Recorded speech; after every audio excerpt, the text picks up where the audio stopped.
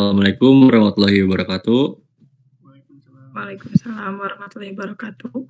Oke, kami akan mempresentasikan proyek kelompok kami. Oke, langsung masuk aja ya. Ini tuh pada tampilan awal login toko terdapat username dan password. Ini kita isi dengan admin dan admin.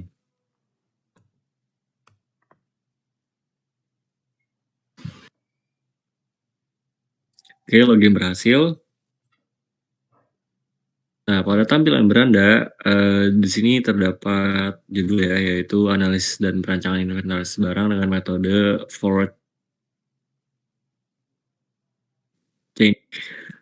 Nah, di sebelah kiri kita terdapat dua menu, yaitu beranda dan menu utama. Oke, langsung aja kita ke menu utama. Nah, di menu utama ini kita terdapat 3 form master, yaitu data master, data transaksi, dan laporan. Oke, fokus kita ke data master terlebih dahulu. Saya akan menjelaskan data barang.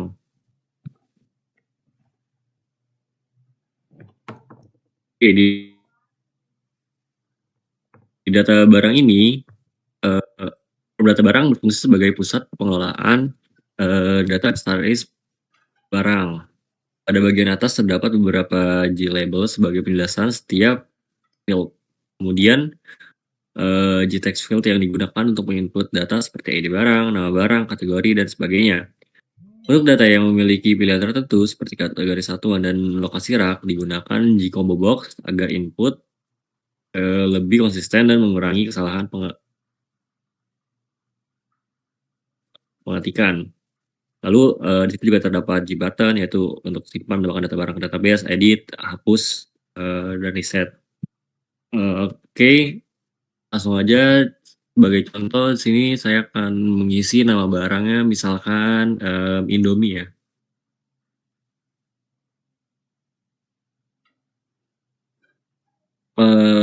Oh, sorry itu Indomie udah ada. Jadi coba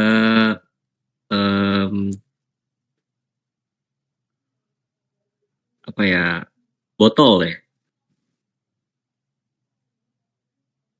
Botol. Oke, terus ID barangnya di sini acak aja ya. Boleh 1 2 3 atau 3 4 ya. Biar oke, kategorinya di sini terdapat beberapa kategori. Nah, karena botol itu termasuknya kita masukinnya ke peralatan rumah tangga aja. Stok barangnya sebagai contoh kita isi 10. Terus harga belinya 1.000. Terus harga jualnya 2.000. Lalu di lokasi rak di sini juga terdapat beberapa pilihan dan kita letakkan di etalase depan. Nah, tanggal expirednya di bulan Agustus tanggal 5 sebagai contoh ya. Lalu kita save. Oke, data berhasil disimpan. Nah, ini coba data barang. Nah, saya akan mencontohkan lagi untuk edit ya. Contoh yang botol. Ketika diklik, nah saya misalkan mau mengedit botol stoknya menjadi 9. Oke, tanggalnya diubah lagi jadi Agustus tanggal 5. Oke, lalu edit. Nah, maka data berhasil disimpan, ya, diedit dan barangnya berubah menjadi 9. Oke. Selanjutnya akan dilanjut oleh teman saya, Mahda. Baik, di sini saya akan menjelaskan form data pegawai yang berfungsi untuk mengelola seluruh data pegawai yang bertanggung jawab terhadap investasi barang.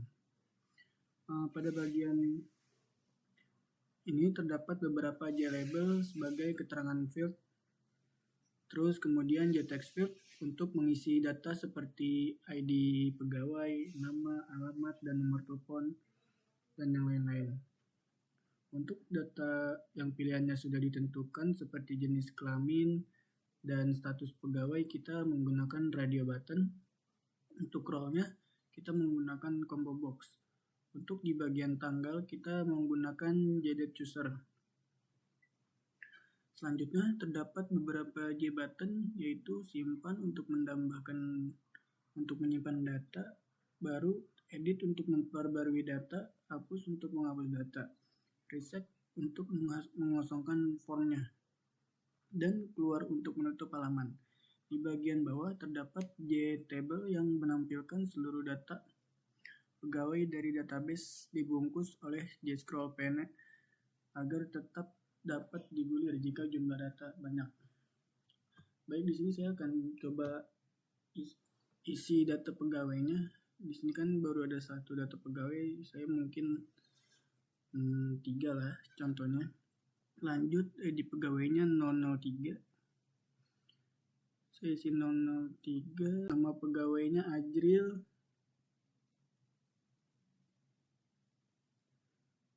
Untuk jenis kelaminnya laki-laki dan alamatnya mungkin Bekasi ya, saya isi. Terus nomor telepon 003.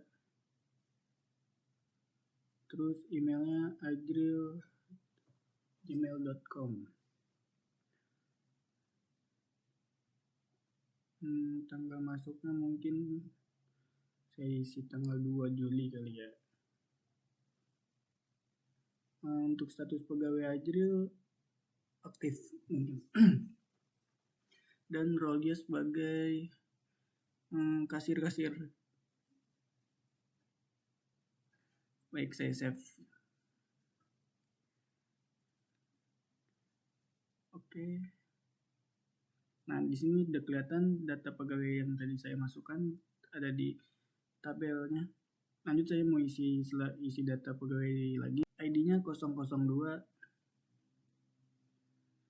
Terus nama pegawainya mungkin Novita. Perempuan, jenis kelaminnya, alamatnya Bekasi juga. Terus nomor teleponnya 002. Emailnya novita@gmail.com.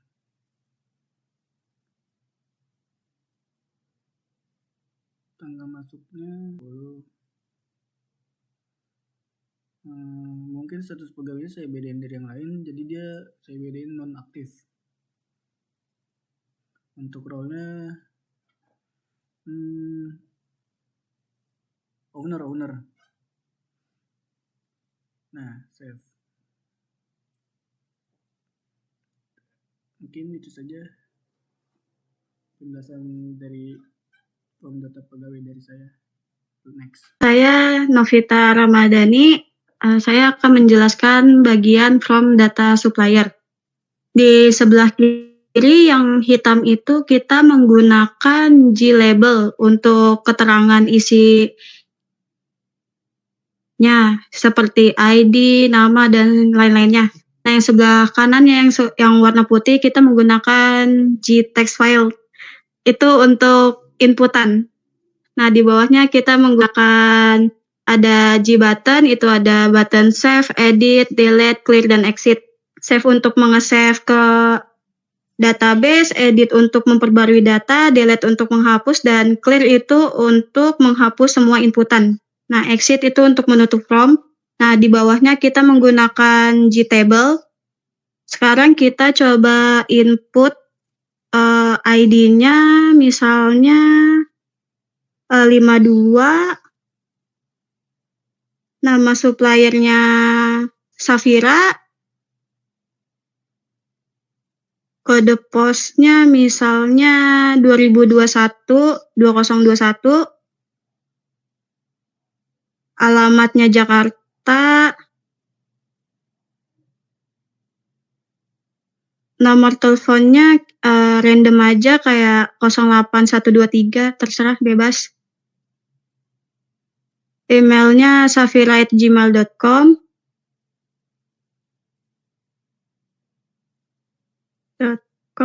Terus selanjutnya di save. Nah, data berhasil disimpan dan setelah kita klik OK, data akan muncul ke Gtable-nya. Kita coba untuk edit misalnya yang di bagian Safira, kita edit ke email aja ya, email yang kita edit coba ganti ke destia@gmail.com. Terus selanjutnya kita klik tombol edit. Data berhasil diedit. Nah, kita klik OK. Nah, di Gtable itu di bagian email itu udah berubah ke jadi destia@gmail.com dan selanjutnya kalau untuk mendelete kita tinggal klik juga yang ada di Gtable, langsung klik tombol delete-nya. Nah, data berhasil dihapus. Selanjutnya untuk penjelasan data masternya akan dilanjutkan oleh Agil. Segitu penjelasan saya. Kita masuk ke form cek kondisi. Cek kondisi di sini untuk membantu menentukan kondisi barang inventaris. Jadi di sini kita di sini memasukkan id barangnya. Contohnya yang 1, 2, 3, 4. Lalu kita pencet button cari. Lalu ada hasilnya di text field area itu. Dan hasil visinya itu barang hampir habis dan mendekati kadaluarsa. Maksud barang hampir habis karena expirednya itu bulan depan, jadi barang sedikit lagi dan dikit lagi juga barang tidak bisa digunakan atau sudah tidak layak dipakai. Sekian, terima kasih. Selanjutnya kita akan menjelaskan tentang form data transaksi yang isinya ada barang masuk, barang keluar, sama rekam data. Jadi itu form data transaksi gunanya untuk mencatat setiap transaksi yang ada di persediaan. Jadi kita langsung aja masuk ke barang masuk. Yang pertama itu kita ada komponen Gtable, yang dimana Gtable itu buat menampilkan seluruh data transaksi. Terus ada J text field yang gunanya itu untuk memasukkan dan menampilkan data. Terus ada selanjutnya ada, kita langsung masukin aja ya, nomor masuknya itu G1.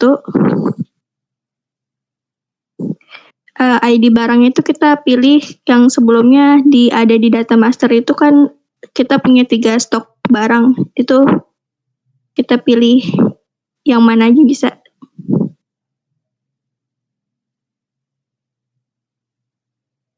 Oke, stok barangnya itu muncul, itu dia langsung keisi sendiri. Read only karena dari data master sebelumnya. Terus nama barangnya juga read only. Kita lihat dari data master yang data barang sebelumnya. Terus jumlah masuknya kita isi misalnya 20.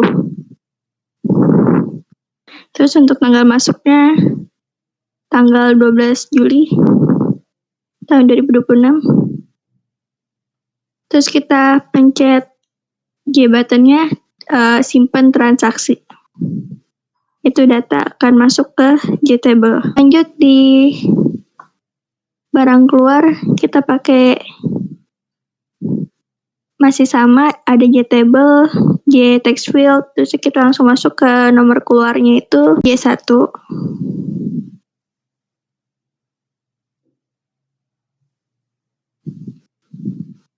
ID barangnya 1, 2, 3, 4. Mengikuti yang tadi, nama barangnya itu read only, stok barang juga read only, jumlah keluarnya 2. Berarti sisa barang itu 27, tanggal keluarnya itu tanggal 13 Juli 2026. Oke. Kita langsung simpan transaksinya. Oke, data berhasil disimpan dan masuk ke dalam table. Selanjutnya akan dijelaskan oleh teman saya, Septi. Baik, pada bagian ini saya akan menjelaskan tampilan menu rekam data transaksi. Untuk form ini berfungsi untuk mencatat seluruh transaksi barang yang dilakukan oleh supplier. Nah, saya akan menjelaskan komponen-komponennya. Setelah itu kita akan mencoba isi data tersebut. Lanjut, pembahasan pertama di sini pada bagian kiri terdapat beberapa JLabel yang berfungsi sebagai penjelasan setiap file. Nah, selanjutnya seperti ID supplier, nama supplier, ID barang, nama barang, kategori, stok barang, harga jual, serta pencarian ID barang itu menggunakan JText field. Karena itu untuk menginput maupun menampilkan data. Selanjutnya untuk kolom keterangan itu menggunakan JText area karena dapat menampung teks yang lebih panjang dibandingkan JText field. Sedangkan untuk pada bagian tanggal kita menggunakan JDate chooser sehingga pengguna dapat memilih tanggal transaksi melalui kalender dengan mudah.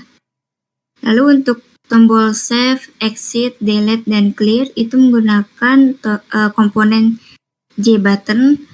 Lalu untuk di bagian bawah terdapat JTable yang digunakan untuk menampilkan seluruh data transaksi yang telah tersimpan di database.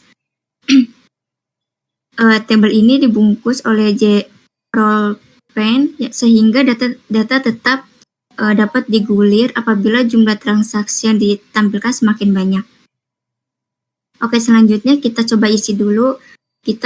Yang pertama ada di ID supplier, kita klik cari. Nah, karena tadi di data supplier udah diisi lalu dihapus, maka tinggal satu data di data supplier ini kita klik. Coba klik. Nah, untuk nama supplier itu dia udah otomatis masuk.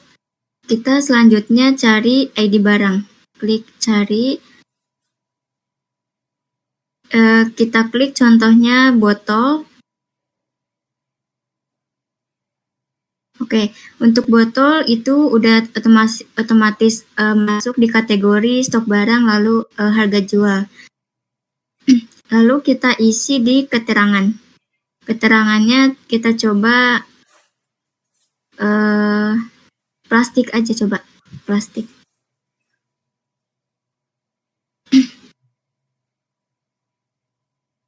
Nah, terus kita masukin tanggal. Tanggalnya di hari ini aja, tanggal 12 Juli. Oke, lalu kita save.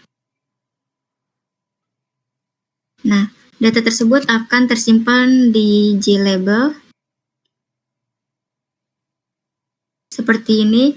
Nah, kalau misal kita mau cari juga bisa cari di kolom cari ID barang. Kita bisa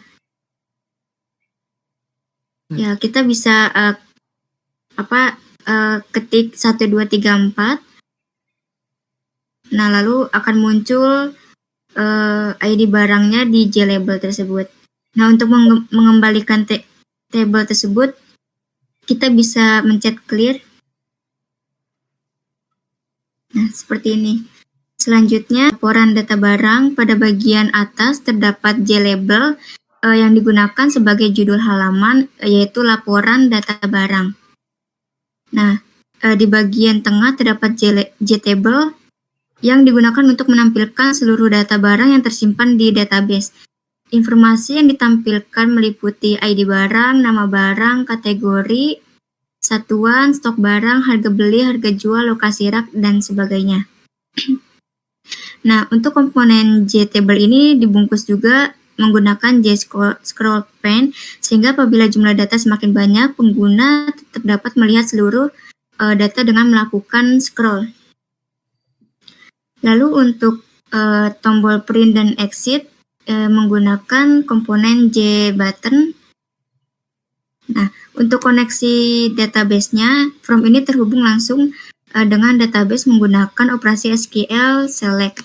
Untuk mengambil seluruh datanya, barang yang kemudian ditampilkan ke dalam JTable. Lalu di sini kita juga bisa ngeprint from laporan data barang ini. Coba kita klik print.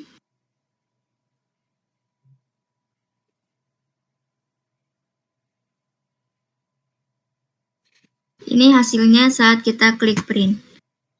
Selanjutnya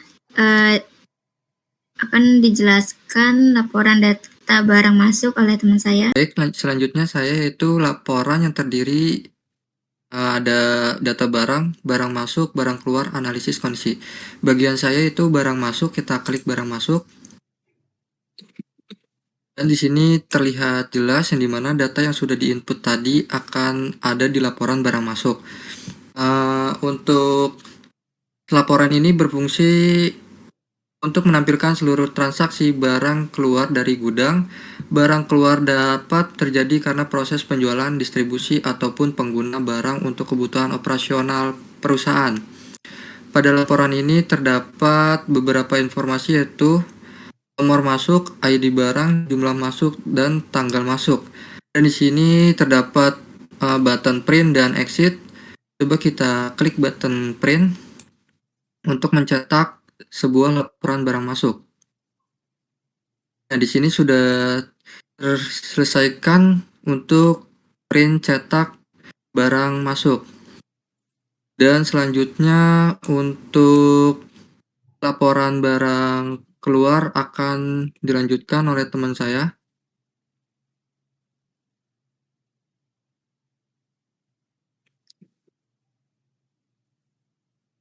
Lanjut, Riz. Oke, selanjutnya ada laporan barang keluar. Laporan ini berfungsi untuk menampilkan seluruh transaksi barang yang keluar dari gudang. Barang keluar dapat terjadi karena proses penjualan, distribusi, ataupun penggunaan barang untuk kebutuhan operasional perusahaan. Dan di sini bisa kita lihat di sini ada button print dan button exit. Di sini coba kita print dulu. Print ya. Nah, jadi pada laporan ini terdapat beberapa informasi seperti nomor barang keluar, ID barang, jumlah barang keluar, dan tanggal barang keluar. Nah, seluruh data tersebut berasal dari transaksi yang telah diinput oleh admin pada menu barang keluar.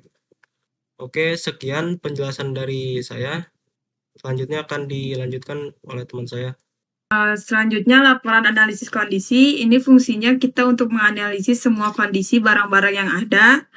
Contohnya laptop, tanggal experience, bukan untuk laptop sebenarnya bukan experience tapi lebih ke barang tidak dapat digunakan lagi, dan itu menunjukkan yang tidak dapat digunakan itu pada tanggal 2026 bulan 6 dan tanggal 4.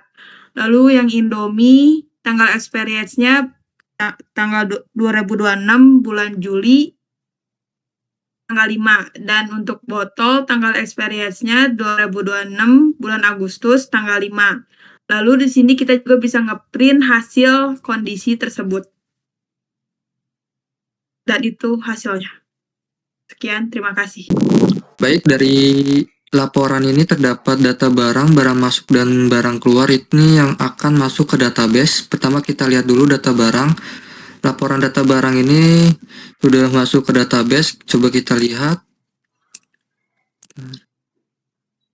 Data barang kita lihat. Untuk database sudah sama seperti laporan yang ada di data barang. Sudah sama, oke. Kita lanjut ke bagian laporan barang masuk. Barang masuk juga sudah terdata di database barang masuk. Baik, barang masuk juga sudah sama seperti yang di database. Selanjutnya kita ke bagian barang keluar. Barang keluar terdapat di database. Ya, database barang keluar juga sama. Jadi sekian dari laporan ini sudah tertampil di database. Baik, tadi adalah penjelasan dari kelompok kami mengenai proyek yang kami buat. Terima kasih ya kepada rekan-rekan yang sudah berkontribusi. Kurang lebihnya mohon maaf. Assalamualaikum warahmatullahi wabarakatuh.